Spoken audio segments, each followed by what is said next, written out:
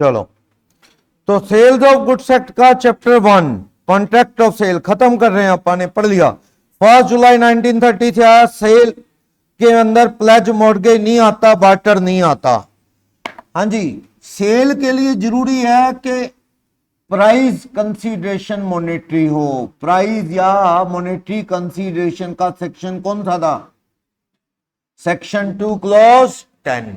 Consideration monetary आए, कुछ monetary कुछ काइंड में चलेगा, कंप्लीट काइंड नहीं चलेगा, वो तो बार्टर सिस्टम हो जाएगा, चीजों का अदल बदल। वो सेल ऑफ गुड्स एक्ट नहीं। मैंने किसी से कार खरीदी, दुकान वाले से, पुरानी गाड़ियों का काम करता है। मैंने कार खरीदी उधार, 4 महीने बाद पैसे दूंगा, क्या ये सेल ऑफ गुड्स एक्ट का कॉन्ट्रैक्ट है? हाँ जी, आप बताइए, अमनप्रीत बताएंगी। मैंने कार के व्यापारी से कार खरीदी उधार, I will pay it after 4 month, 4 महीने बाद दूंगा, क्या ये सेल है? सेल है?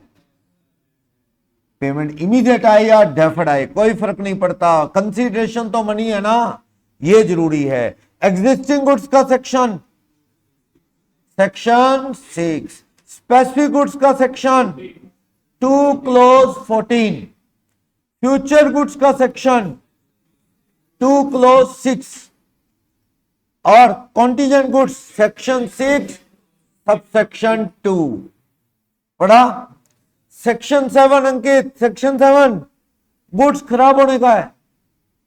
अगर कॉन्ट्रैक्ट से पहली चीज खराब हो गई तो कॉन्ट्रैक्ट वॉइड, नेचुरल खराब हुई वॉइड, लो सारा किसके जिम्मे है जो खराब हुई चीज? उसका, सेलर। लेकिन अग्रीमेंट टू सेल के बाद बिफोर सेल खराब हो गई, सेक्शन 8, किसी की कोई गलती नहीं, कॉन्ट्रैक्ट वॉइड, और ये नुकसान किसके जिम्मे है? ये सेलर के जिम्मे है। बाहर की होने के बाद नुकसान हुआ लिखा नहीं है, सेक्शन नहीं है, पर अंडरस्टूड है। अगर चीज ओनरशिप बाहर की होगी फिर खराब हुआ तो किसका नुकसान है? बायर का। क्लियर? ये सब पढ़ा था। सेक्शन 9 प्राइस फिक्स करने का। सेक्शन 9 कहता है प्राइस कैसे फाइनल होगा। वैसे तो सेक्शन 2 क्लोज 10 कहता है प्राइस कंसीडरेशन होना जरूरी है, पर प्राइस कैसे, how to fix price? Section 9 mutual consent से बैठ के बात करके। सेक्शन 9 ही कहता है क्या कि मैनर फिक्स कर दिया, होलसेल रेट देख लेंगे, न्यूज़पेपर देख लेंगे। वो 10 बताता है थर्ड पार्टी पे डाल दिया, जो वो रेट बताएगा वो फाइनल। अगर डील हुई है, खाली एग्रीमेंट, ट्रांसफर नहीं हुआ, थर्ड पार्टी ने रेट बताने से इनकार कर दिया तो कॉन्ट्रैक्ट कैंसिल हो जाएगा, वर्ड। चीज दी नहीं तो देना भी मत, ना वो ले सकता सामान बायर, क्योंकि वो थर्ड पार्टी ने रेट बताने से इनकार कर दिया, कॉन्ट्रैक्ट क्या हो गया? बेकार। बट अगर चीज दी जा चुकी है, चीज दी जा चुकी है और थर्ड पार्टी रेट बताने से इनकार कर देती है तो भैया चीज वापस नहीं आएगी, उसका क्या लिया दिया जाएगा? रीजनेबल प्राइस, जो मार्केट के हिसाब से जायज हो। फिर अपन इसमें पढ़ा था अगर कोई टैक्स वगैरह की वजह से रेट बढ़ गया तो देना पड़ता है, वो अंडरस्टूड है, पढ़ा था। Section 5 how the contract of sale is made, कैसे? वही दो लोग हो, offer and acceptance, consideration legal हो, लीगल पर्पस, सामान बेचा हो लीगल हो, काइंड में ना हो, कंसीडरेशन मॉनेटरी हो, सेल होगा या अग्रीमेंट टू सेल होगा। फ्यूचर गुड्स का खाली अग्रीमेंट टू सेल हो सकता है, कॉन्टीजेंट का भी अग्रीमेंट टू सेल हो सकता है।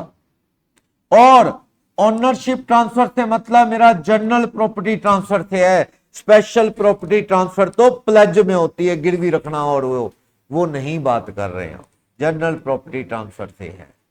पढ़ा था? बोलो ये सारी चीजें।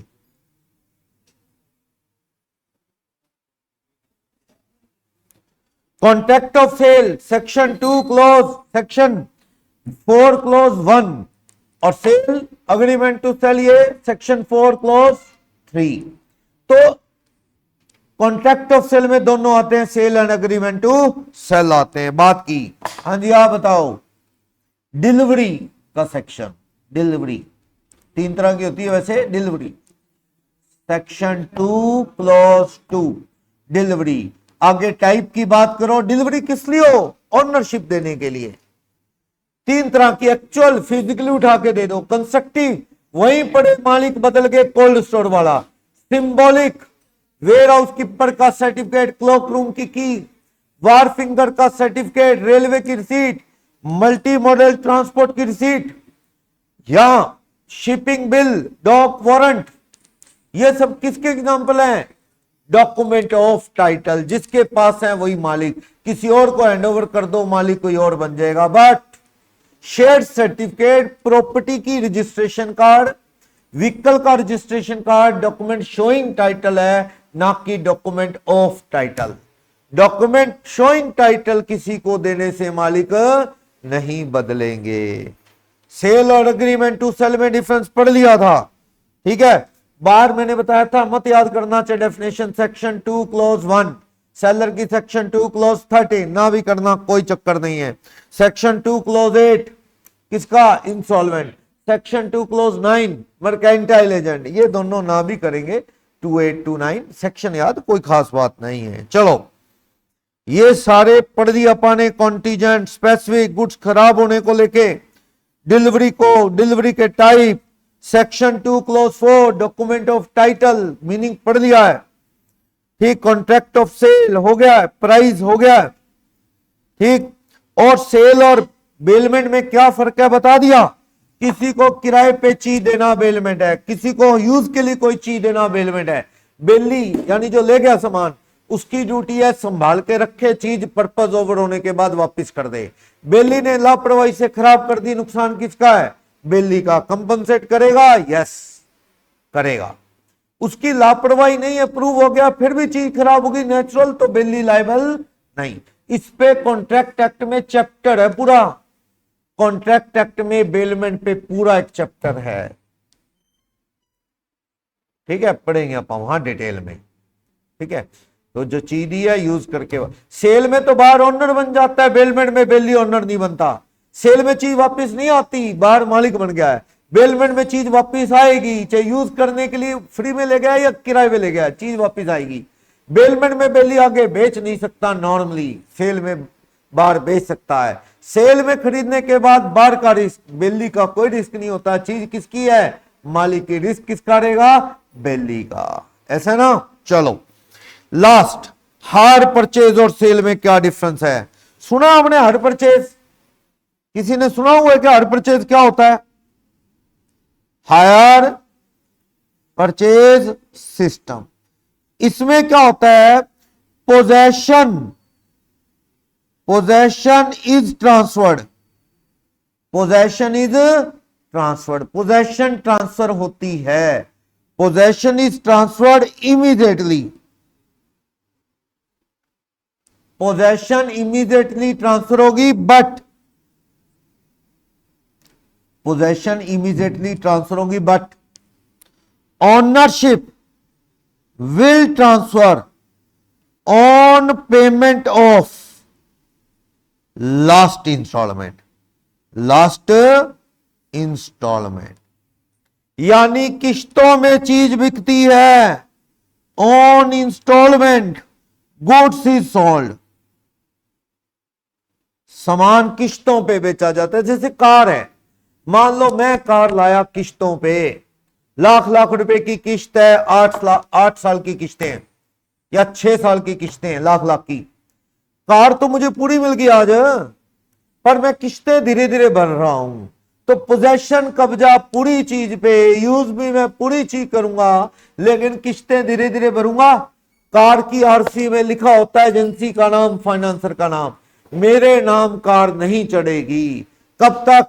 Till the payment of last instalment. Car किसके नाम स्टैंड करती रहेगी? फाइनेंसर के, सेलर के। समझ गए? मेरे नाम कब चढ़ेगी? On payment of last instalment.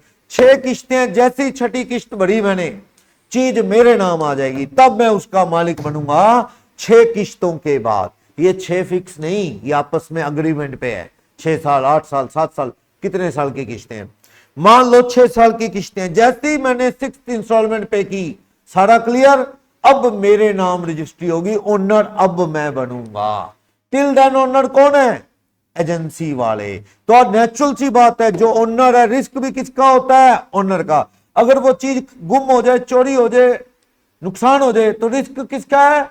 Agency वालों का। इसलिए एजेंसी वाले किश्तों में देते हैं ना। वो कहते हैं सुमित भाई तेरे को किश्तों में तो देंगे, तू रिटर्न अग्रीमेंट कर, हर साल बीमा कराएगा, वरना हम नहीं देने वाले तेरे को कार। अग्रीमेंट करते हैं वो कि कई बाई चांस तू बीमा कराए ना, गाड़ी चोरी या एक्सीडेंट हो जाए तो रिस्क हमारा हो गया फिर, क्योंकि ओनर हम है। इसलिए तू हमसे एफिडेविट पे लिख के दे दे कि you will get insured each year, गाड़ी बीमा कराएगा, कल को नुकसान हो जाए तो कम से कम बीमे वाले तो दे देंगे। तो रिस्क किसका है? ओनर का। यानी मेरा रिस्क नहीं है, क्यों? मैं ओनर ही नहीं हूं। कब तक ओनर नहीं हूं? लास्ट पेमेंट ऑफ इंस्टॉलमेंट तक। अगर मैंने किश्तों में डिफॉल्ट किया, 2 किश्तें भरी, तीसरी किश्त नहीं भरी, क्या वेंडर, एजेंसी वाले को क्या बोलते हैं? वेंडर। हम हायर परचेजर हैं और वो कौन है? वेंडर। हम कौन है? हायर परचेजर, किराएदार हैं हम एक तरह से, क्योंकि मालिक तो हम लास्ट किश्त देने पे बनेंगे ना। हम वी आर जस्ट हायरर। मान लो मैंने किश्त नहीं भरी, 2 के बाद तीसरी इंस्टॉलमेंट नहीं दी, एजेंसी वाले को लीगल राइट है कार उठा के ले जाने का। यस, लो कहता है भी हम तेरे साथ हैं, पुलिस तेरे साथ है, कोर्ट तेरे साथ है, उठा सकता है तो उठा ले, पर उठाने के लिए भी तो दम चाहिए। ये भी तो बात है। लो ने तो कह दिया फाइनेंसर को कि भाई सामने से वो तू कार उठा लो, कोर्ट में केस कर दो, कोर्ट भी दिलवाएगा, तुम ओनर वैसे ही हो। लेकिन जब वो बंदे से गाड़ी उठाने जाते हैं ना बंदे, वो अंदर ही बांध लेता है। कौन? हायरर। क्या लगा के दिखाओ हाथ। सिरसा में एक पॉलिटिकल लीडर ने, इलाहाबाद की बात है, इलेक्शन के दिनों में 4 गाड़ियां इंस्टॉलमेंट पे ले ली। 4 गाड़ियां दिल्ली के फाइनेंसर ने फाइनेंस कर दी, 4 गाड़ियां। अब वो दिल्ली के फाइनेंसर के बंदे किश्त लेने आए, बड़े ना वो आए बंदे, वहां पिटे खूब, उन्होंने उनको पकड़ के पीट पाट के भगा दिए। क्या दोबारा मत आना, बोलो क्या कर लोगे। अब रह गया कोर्ट, क्योंकि इतनी हिम्मत तो उनके है नहीं फाइनेंसर की, वो पॉलिटिशियन के पास आके धमकी दे दें। लोग शरीफ आदमी को तो ये तंग कर लेते हैं, वो पॉलिटिकल बंदे थे, पिटे बंदे उनके, चले गए। अब आप कोर्ट में केस करोगे, कोर्ट में तो आपको पता ही है चलता रहता है, चलता रहता है, चलता रहता है। नेताओं पे तो वैसे ही केस जुड़ते रहते हैं, कौन सा फर्क पड़ता है। नेताओं पे तो ऐसी है 20 केस, 30 केस, 40 केस चलते रहते हैं। और फिर ये तो पैसे का केस है, इसमें तो कोई बहुत बड़ा इश्यू भी नहीं है, बहुत बड़ी सजा भी नहीं है। चलो, तो इसमें चीज वेंडर उठा सकता है और परचेजर भी खुद वापस कर सकता है। लो है ये, मान लो मैंने कार ले ली किश्तों में, 2 किश्तें मैंने भरी, मेरे को दिक्कत आ रही है किश्तें भरने में, मैं खुद भी वेंडर को ये चीज वापस कर सकता हूं, सॉरी भाई साहब मैं पैसे दे नहीं पा रहा, आप चीज संभालो, रेट अपा ओपन रीजनेबल लगा लेंगे मार्केट में, कम रह गए पैसे नहीं पूरे हो रहे तो मैं दे दूंगा, अगर ये वैल्यू ज्यादा कोई तो तुम लौटा देना पैसे थोड़े वापस। यानी परचेजर भी वापस कर सकता है किश्तों वाले सिस्टम में। और जब तक तुम लास्ट किश्त नहीं देते तुम मालिक नहीं, और ये कॉन्ट्रैक्ट ऑफ सेल भी नहीं है, ओनर ही नहीं बना जब बाहर, ये कॉन्ट्रैक्ट किसका? किराए का, हायर का अग्रीमेंट है, till the payment of last instalment. जब आप अकाउंटेंसी पढ़ते हो +1 लेवल से, एक अकाउंटिंग कंसेप्ट आता था, आपको याद हो कौन सा? Substance over form. मुझे ध्यान है +1 के बच्चों को भी पढ़ाया करते हैं, तो वहां भी है, वहां यूं ही बताता है टीचर, क्या लो फॉर्म से ऊपर प्रैक्टिस ट्रेंड एग्जाम्पल नहीं होते। क्यों? +1 +2 के सिलेबस में हायर परचेज की काउंटिंग नहीं है, ये आगे लेवल में मिलेगी आपको। हायर परचेज सिस्टम इसका एग्जाम्पल है बेस्ट। सब्सटेंस होता है क्या? Practice trend, practice trend market की, और फॉर्म होता है लो। लो कहता है you can charge depreciation on the assets of which you have ownership. आप उन्हीं असेट्स पे डेप्रिसिएशन लगा सकते हो जिसकी ओनरशिप आपकी है, जिसकी ओनरशिप आपकी नहीं, यू कांट चार्ज डेप्रिसिएशन। सही है ना? अकाउंटेंसी यही सिखाती है। लेकिन हायर परचेज में मैं कार ले आया पूरी, 6 लाख की किस्तें दे रहा हूं, कार उठा लाया, कार पूरी यूज कर रहा हूं, पूरी पुरानी हो रही है कार, पर मेरे नाम है क्या कार? लास्ट किस्त में होगी। अकाउंटेंसी की माने तो आई कांट चार्ज डेप्रिसिएशन क्योंकि मेरे नाम नहीं है। लेकिन यह बात भी सच्चा है, कार तो पूरी टूट रही है ना, पूरी कार चला रहा हूं, क्या 6 साल डेप्रिसिएशन ना लगाऊं, पूरी वैल्यू पे कार दिखा दूं, 6 साल बाद डेप्रिसिएशन शुरू करूंगा, इतने में कार की लाइफ खत्म हो जाएगी। ट्रेंड यही है, प्रैक्टिस यही है कि यू मस्ट चार्ज डेप्रिसिएशन, चाहे लोग कहते हैं ना लगाओ क्योंकि तुम ओनर नहीं हो अभी, पर ट्रेंड यही है कि हर परचेजर डेप्रिसिएशन लगाता है। ये मैं अकाउंटेंसी में ले गया 2 मिनट के लिए आपको, कहीं आप लो में सोचो, लो का काम नहीं है ये जो बातें अभी अभी की भूल जाना, लो में अकाउंटेंसी में याद कर लेना, ठीक है ना। सब्सटेंस ओवर फॉर्म का बेस्ट एग्जांपल है हायर परचेज, कि आप ओनर नहीं है। अकाउंटेंसी कहती है जब ओनर नहीं डेप्रिसिएशन लगा नहीं सकते, लेकिन आपको डेप्रिसिएशन लगाना ट्रेंड है, सब लगा रहे हैं, आप भी लगा लेना क्योंकि कार तो पूरी पुरानी हो रही है। समझ आया? बोलो। तो यही कहता है ये हायर परचेज के टॉपिक पे आओ, क्या डिफरेंस दोनों में, मीनिंग मैंने समझा दिया है। बाहर की होगी ओनरशिप तब जब वो लास्ट की दे देगा, तब तक वो किराएदार है। डिफॉल्ट करेगा सेलर चीज उठा सकता है, लो पावर देता है उसे। ठीक, पढ़ो। उधार सेल और हायर परचेज में क्या फर्क है? सेल तो सेल है, चाहे कैश अभी आए चाहे बाद में आए। सेल में बाहर क्या बन जाता है, शुरू से ही ओनर, चाहे उधार सेल क्यों ना हो। हायर परचेज में हायर परचेजर ओनर नहीं बनता, कब बनता है? लास्ट इंस्टॉलमेंट देने में। ये एग्जीक्यूटेड कॉन्ट्रैक्ट है जो पूरा हो चुका है सेल, जबकि एग्जीक्यूटरी यानी अभी कॉन्ट्रैक्ट ऑफ सेल होगा, कब माना जाएगा? जब आप लास्ट इंस्टॉलमेंट दे दोगे। अभी ये सेल का अग्रीमेंट नहीं, एग्जीक्यूटरी है, यानी executory means to be executed, जो अभी एग्जीक्यूट होना है। कब एग्जीक्यूट होगा सेल का अग्रीमेंट? जब आप लास्ट किस्त दे दोगे। जबकि उधार हो चाहे कैश सेल, दोनों में मालिक इमीडिएटली बदल गए बेचते ही, तो वो उधार सेल है तब भी। तो ये एग्जीक्यूटेड कॉन्ट्रैक्ट है जो पूरा हो चुका है। सुनो सीधी बात, मैं मेरे पास आया, कहता है सर फोन चाहिए, मेरा फोन बेचने का काम है, फोन चाहिए। मैंने कहा ये लो फोन 25,000 रुपए का है, इसने 25,000 दिए, फोन ले गया, ये एग्जीक्यूट हो गया ना, कॉन्ट्रैक्ट परफॉर्म हो गया। चाहे उधार कर गया तो भी कॉन्ट्रैक्ट परफॉर्म हो गया, मैंने मोबाइल दे दिया। लेकिन एक होता ही है ना, मुझे बुकिंग कर गया, कहता कब आएगा सर, मैंने कहा 2 महीने बाद दे दूंगा तुम्हें फोन, डील होगी। तो ये अग्रीमेंट टू सेल है, मतलब क्या है? एग्जीक्यूटरी कॉन्ट्रैक्ट जो पूरा होगा अभी। तो हायर परचेज का अग्रीमेंट अभी हायर का अग्रीमेंट है, किराए का। सेल का अग्रीमेंट कब माना जाएगा? जब आप लास्ट इंस्टॉलमेंट देंगे तब माना जाएगा। चलो, पोजेशन, कब्जा दो ना दो कोई फर्क नहीं पड़ता। सुनो, मयंक ने एक दुकान से बाइक ले ली, कहता जी अगले महीने लेके जाऊंगा मैं, अभी मेरे घर में जगह नहीं है। तो क्या सेल नहीं होगी? अगले महीने तक होगी भैया सेल। बिल कट गया, अगले ने कहा ये लो जी बाइक ले जाओ, ये डिलीवरी लेट ले रहा है। डिलीवरी लेना सेल के लिए जरूरी चीज नहीं, अब ले लो डिलीवरी तो सही, अब बाद में ले लो, ओनरशिप आपकी होगी तो सेल। हायर परचेज में तो बंदा डिलीवरी लेने तो आई है, पैसे है नहीं, वो डिलीवरी लेने आया, चीज की जरूरत है तो ही किस्तों में लेने आया। तो हायर परचेज में कब्जा इमीडिएटली मिलेगा, किस्तें आप बाद में दोगे। सेल में पोजेशन आ भी सकती है अभी, या रिक्वेस्ट पे लेट भी हो सकती है। ठीक, बार कॉन्ट्रैक्ट कैंसिल कर सकता है सेल में? नहीं, लेकिन हायर परचेजर कर सकता है। ठीक है, इसमें ओनरशिप लेट जाती है। बार आगे बेच सकता है चीज को, और क्या, मालिक है उधार सेल में। लेकिन हायर परचेज में आपके नाम ही नहीं, हायर परचेजर के आगे कैसे बेचेगा? बार इंस्टॉलमेंट हो जाए तो सेलर चीज उठा सकता है ना भाई ना, सेल चे उधार है, बार इंस्टॉलमेंट हो गया, पैसे नहीं दे रहा, क्या सेलर चीज उठा सकता है क्या? हाँ जी बोलिए, सेलर चीज उठा सकता है?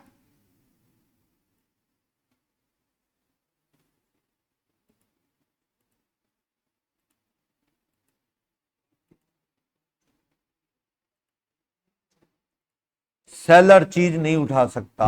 क्यों? सेल में मालिक बन गया है बार, आपके पैसे का क्या होगा? उधार के लाइन में लग के मांगो। लेकिन अगर हायर परचेज में हायर परचेजर इंसॉल्वेंट हो गया तो सेलर क्या चीज उठा सकता है? बिल्कुल, क्योंकि उसके नाम है, ओनरशिप किसके पास है? सेलर के पास है। पूरी तरह से मालिक चीज लेती बार बन जाता है। इसमें तो बिल्ली की तरह है हर परचेजर हो, आप किराएदार हो। कब तक? Till the payment of last instalment.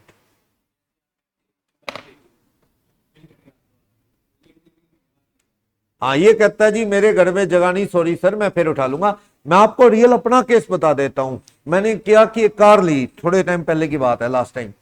वो मुझे कहते जी भाई क्या हुआ, मुझे पता नहीं था कि भाई ये लोग ना, जैसे ड्रामा ज्यादा होता है एजेंसी वालों का, सर ये गाड़ी अवेलेबल नहीं है, बुकिंग करवा दो, एडवांस बुकिंग फिर आएगी, ये वो जाती पड़ी हो ना भाई, हाँ भी ले लो इतने के, तो आप बार्गेनिंग करते हो, डिस्काउंट मांगते हो।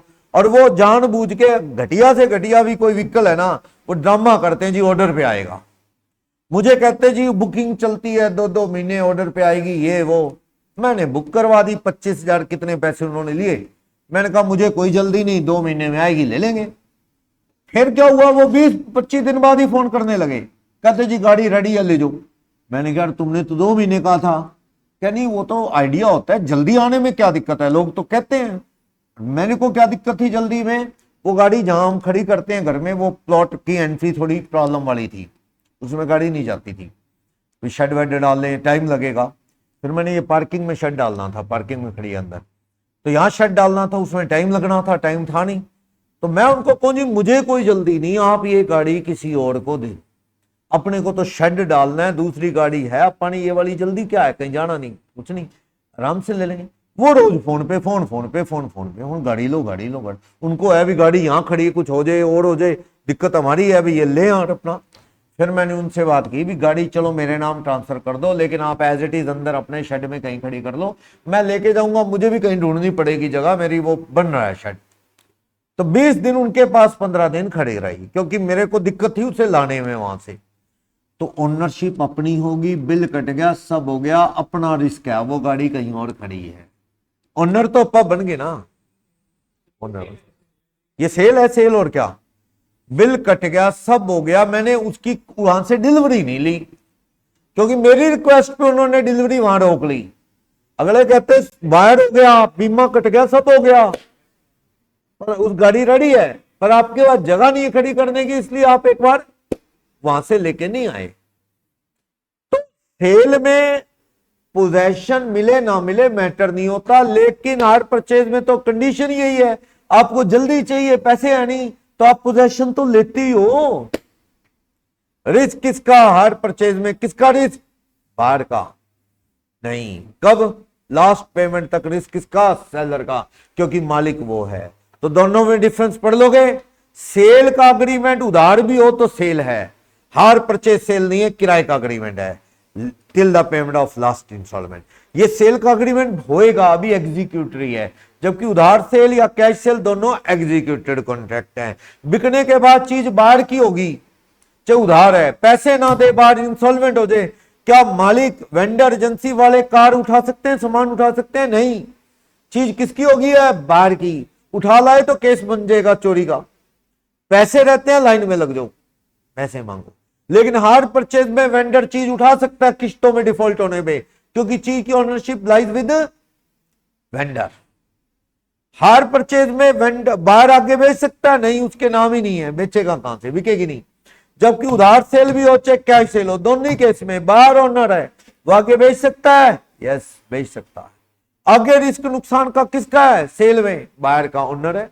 हायर परचेज में हायर मालिक है ही नहीं, तो खराब होने का रिस्क भी किसका है, वेंडर का। इसलिए वेंडर क्या करवाते हैं हड़ाल में, इंश्योरेंस।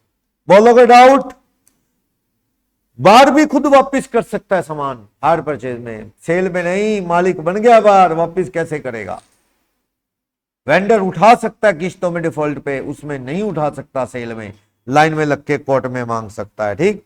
एक होता है sale and contract of work and labour. सुनो, एक बंदे को मैं गोल्ड बिस्किट दे आया 10 तोले का, 100 ग्राम का बिस्किट, और उसे कहा ज्वेलरी बना दे, ब्रेसलेट बना दे, चेन बना दे। वो आदमी कहता है जी बन जाएगी ज्वेलरी, फिनिशिंग कर देंगे, that is work and labour contract. ये सेल का कॉन्ट्रैक्ट नहीं है, क्यों, क्योंकि इसमें सामान तो बेच ही नहीं रहा ना, वो सामान तो मैं गोल्ड दे आया, वो तो क्या कर रहा है, मेहनत के पैसे ले रहा है।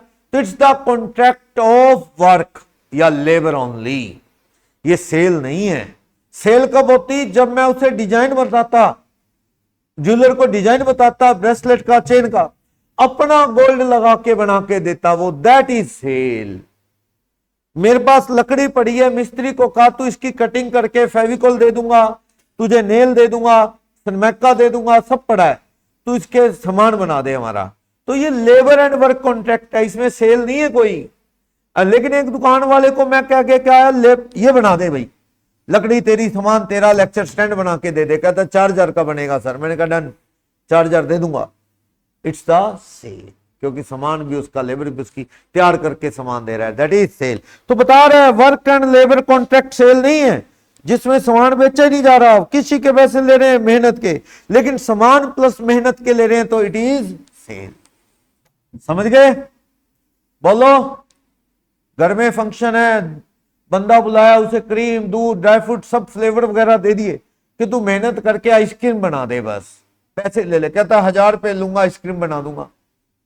वो लेबर का कॉन्ट्रैक्ट है, वर्क एंड लेबर, वो सेल का अग्रीमेंट नहीं।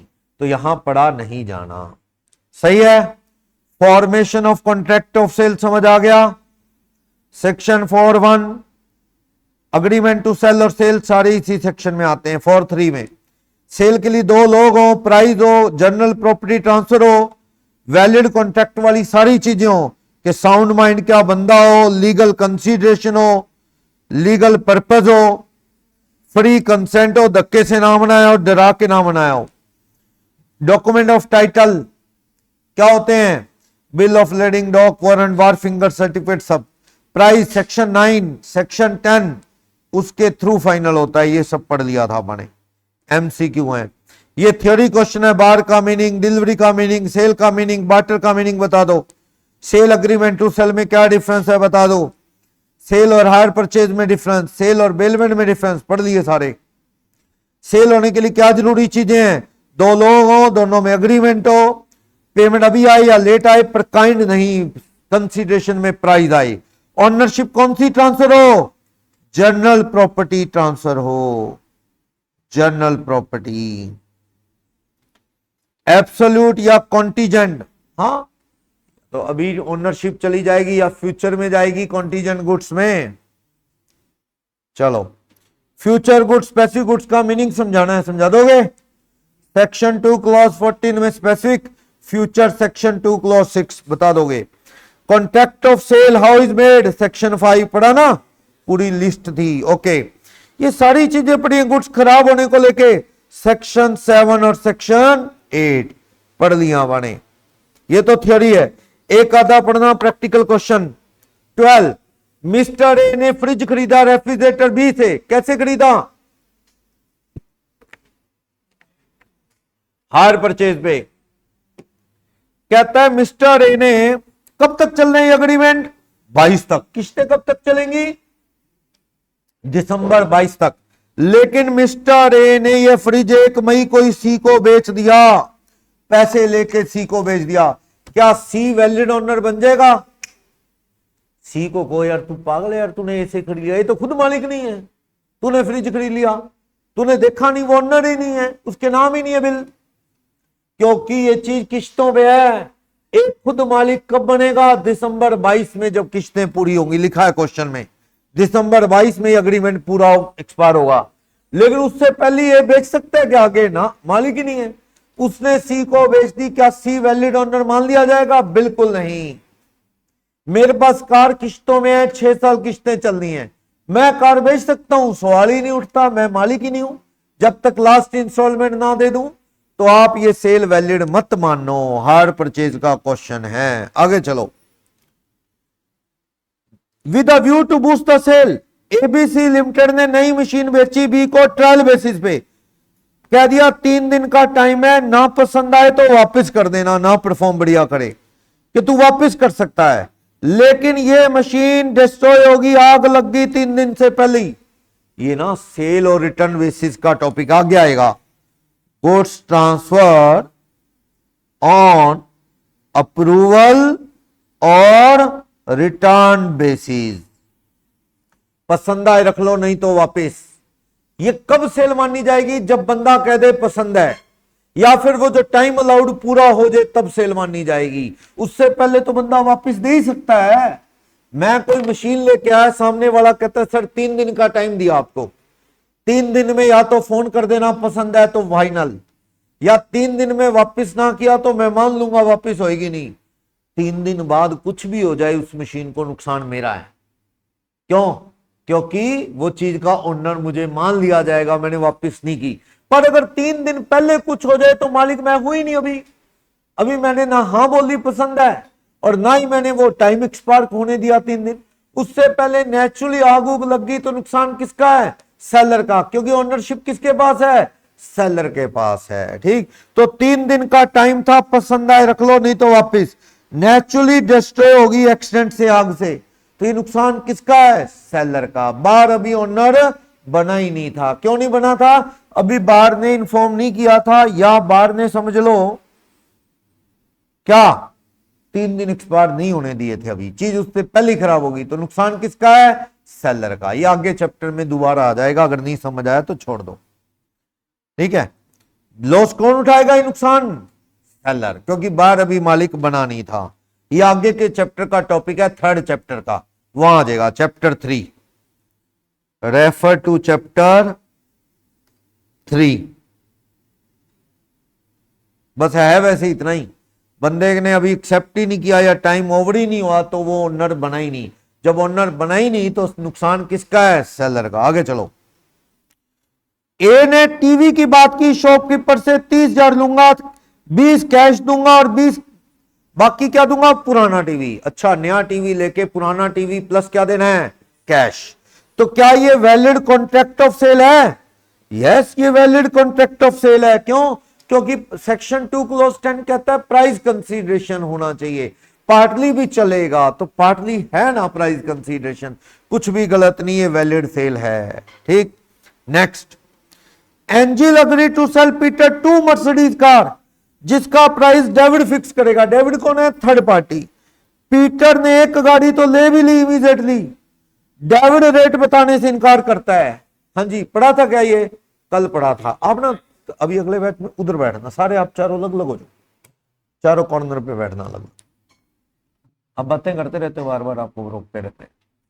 सुनो, आप क्या है कि एक बंदे ने कहा कि थर्ड पार्टी डेविड रेट बताएगा। 2 गाड़ियां देनी थी, एक गाड़ी दे दी डेविड, दूसरी देनी थी अभी गाड़ी, डेविड ने रेट बताने से इनकार कर दिया। सेक्शन 10 क्या होगा? हाँ जी, क्या होगा? किसका? और जो दूसरी है वो कैंसिल। ये वही बात होगी ना, जो दी जा चुकी है गाड़ी वापस नहीं आएगी, उसका तो क्या देना पड़ेगा? मार्केट में अता पता कर लेगा कोर्ट, रीजनेबल प्राइस दिलवा देगा, आपको देना पड़ेगा। दूसरी गाड़ी का खाली अग्रीमेंट है, अभी डेविड ने रेट बताने से इनकार कर दिया, उसकी डील क्या हो जाएगी? कैंसिल। उसकी डील क्या हो जाएगी? कैंसिल, क्योंकि अभी वो गाड़ी दी नहीं थी। थर्ड पार्टी ने रेट बताने से इनकार कर दिया तो वो कॉन्ट्रैक्ट क्या हो जाएगा? कैंसिल। एक जो गाड़ी चली गई वो वापस नहीं ले सकते, वो क्या? उसका रीजनेबल प्राइस लिया दिया जाएगा। आया था ना कल एग्जांपल, इंपॉर्टेंट है ये, कल कर चुके हैं ये वाला, सेम डिटो, नाम अलग है बाकी कर चुके हैं ये। चलो आगे। ए अग्री टू सेल भी 100 बैग शुगर के बेच रहा है, शिप से आएंगे ऑस्ट्रेलिया में अगले 2 महीने में। कहता है शिप से ऑस्ट्रेलिया से माल आएगा, मैं 100 चीनी के बैग तुझे दे दूंगा। अननोन टू द पार्टी, दोनों पार्टी को पता नहीं था, शिप तो ऑलरेडी संक, शिप ऑलरेडी डूब चुका था। ना खरीदने वाले को पता था ना बेचने वाले को पता था, कॉन्ट्रैक्ट कर रहे हैं जबकि शिप डूब चुका था। तो बोलो क्या बी का राइट है? बार ए के अगेंस्ट सेलर क्या कर सकता है? सेलर कांट डू एनीथिंग, क्योंकि ये सेक्शन कौन से में आ गया? सेक्शन 7-8। 7 लगाओ ज्यादा बेटर है, क्योंकि कॉन्ट्रैक्ट ऑफ सेल से पहले ही सामान क्या हो चुका था? डैमेज। कॉन्ट्रैक्ट ऑफ सेल से पहले ही, तो आप कौन सा सेक्शन लगाओ यहां पे? 7। पहले हो चुका था खराब, दोनों को पता नहीं था चीज खराब होगी, चीज डूब चुका है, सामान है ही नहीं। डील कर रहे हैं, तो इसमें नुकसान किसका हो गया? वो सेलर का। बार इसके लिए जिम्मेवार नहीं, क्योंकि दोनों को ही नहीं पता था चीज डूब चुकी है, तो गुड्स दे ही नहीं सकते आप। तो ये कॉन्ट्रैक्ट क्या है? बेकार है। ये गुड्स जो है अग्रीमेंट था ए और बी का, लेकिन गुड्स तो ऑलरेडी लॉस्ट है कॉन्ट्रैक्ट से पहले ही, तो ये नुकसान सारा किसका है? किसी की कोई गलती नहीं है इसमें डुबाने में, तो ये नुकसान सेलर का है। बाहर जिद कर सकता है सामान दो सामान दो, नहीं भाई, सेलर ने जान के थोड़ी डुबाया है, तू भी कुछ नहीं कर सकता, वो भी कुछ नहीं कर सकता। चलो 17, तो एक्स ने कहा वाई को कार बेचने के लिए, उन्होंने रेट फाइनल नहीं किया, बाद में एक्स रिफ्यूज करता है कार बेचने से on the ground that agreement बेकार है क्योंकि प्राइस फाइनल नहीं है। ऐसा है, देखो थर्ड पार्टी वाले में तो है, थर्ड पार्टी ने इनकार कर दिया सौदा कैंसिल हो जाएगा, लेकिन अगर मान लो आप कार ले गए, रेट फाइनल नहीं किया, तो फिर क्या इलाज है उसका? ले गए तो कार का रेट फाइनल नहीं किया तो क्या होगा? रीजनेबल प्राइस लिया दिया जाएगा। लेकिन अगर कार ना ले गए हो और रेट फाइनल नहीं और अब कब कार मांगो, झगड़े की जड़ तो है ही है भाई। बिना रेट फाइनल किए डील फाइनल नहीं होती, आपको पता है। कंसीडरेशन मस्ट बी एग्जिस्टेड, ठीक। लेकिन अगर बार केस करता जी डील होगी, रेट मैंने कौन सा ना किया है, देने को तैयार बैठा हूं, अंडरस्टूड है, मुझे पता है गाड़ियों के क्या रेट है मार्केट में, लिस्ट आती है, मैं दे दूंगा। फिर अगर ऐसी सिचुएशन हुई, क्योंकि नई गाड़ियों का तो एजेंसी ऊपर से रेट फाइनल होता है, कंपनी से करने की जरूरत नहीं है फाइनल। जैसे एमआरपी लिखा सामान आप फाइनल कर गए, अंडरस्टूड है, लिखा हुआ है, रेट क्या फाइनल करना है, उस पर लिखा हुआ है, तो उस केस में वही बात है कि आपको पैसे देने पड़ेंगे, कार ले लेना, या आप समझो बाहर कार ले जा सकता है, रीजनेबल प्राइस दे सकता है, ठीक है। चलो लास्ट क्या, अगर ये प्रूव हो, जिसको पता था सेलर को डूब चुका है फिर भी ये पैसे लेके बुकिंग कर रहा है, तो जेल जाएगा वो फ्रॉड करने की कोशिश में। कौन? सेलर। कोई रूल नहीं, इसका कोई सेक्शन नहीं। Unknown to both the party contract void है, अगर एक पार्टी को भी रियलिटी पता है, he is trying to deceive someone, धोखा देने की कोशिश कर रहा है, ये पनिशेबल एक्ट है। पनिशेबल एक्ट है ना, ये पनिशेबल एक्ट है, सजा हो सकती है। चलो क्लासिफाई करो following transaction according to type of goods they are. Wholesale में कॉटन 100 बेल गोडाउन में है, वो कह रहा है 50 बेचूंगा और छांट के अलग कर दी गई, छांट के ही अलग कर दी गई भैया, छांट के अलग कर दी 100 में से 50, क्या होगी वो? असर्टेन। अनसर्टेन से क्या होगी? असर्टेन। असर्टेन होने के बाद किसकी हो जाती है? बार की। तो ये गुड्स क्या हो चुका है? असर्टेन। ये असर्टेन गुड्स का कॉन्ट्रैक्ट सेल का कॉन्ट्रैक्ट है। नेक्स्ट, ए बी को कहते हैं एक पैकेट शुगर का दूंगा, 100 पैकेट पड़े हैं, कौन सा अलग किया? नहीं। तो कौन सी गुड्स है? अनअसर्टेन। 100 पैकेट पड़े हैं, एक तेरे को दे दूंगा, कौन से वाला पैकेट? छांटा गया? नहीं। तो ये कौन सी गुड्स है? अनअसर्टेन। जब तक छांट के अलग नहीं की जाए तो ओनरशिप बार की नहीं होगी, ओनरशिप बार की नहीं होगी। आगे चलो, T agree to sale to S all the apple which will be produce in the garden this year. कहता है टी ने एस को सारे एप्पल दे देने हैं जो गार्डन में इस साल उगेंगे। ये कौन सी गुड्स है? फ्यूचर गुड्स, अभी तो उगे नहीं। कॉन्टीजेंट मैंने बताया था तब लगाना है जब इन तरह की चीजों के होने के चांस ही कम है। बाग है, पेड़ लगे हैं तो फसल होगी थोड़ी कम ज्यादा, इनके लिए वर्ड क्या लगता है? फ्यूचर। बताया था ना, अनाज है, पैडी है, उगेगा, इसके लिए क्या वर्ड लगेगा? फ्यूचर। पर केसर उगा है, केसर इस एरिया में लगना बहुत एफर्ट करने पड़ेंगे, तो वो क्या है? फ्यूचर गुड्स, वो कॉन्टीजेंट गुड्स, कॉन्टीजेंट, ठीक है ना, जो मुश्किल है थोड़ा और जो बहुत नॉर्मल प्रोसेस है। फर्नीचर वाला कह रहा है सोफा बना दूंगा, तो भैया वो फ्यूचर गुड्स है, उसमें सोफा बनेगा नहीं, ऐसा कुछ नहीं है। तो कौन सी गुड्स है? Future goods. इसका क्या हो सकता है? Agreement to sell. खत्म ये चैप्टर, पढ़ लोगे, नेक्स्ट चैप्टर डिस्कस करेंगे।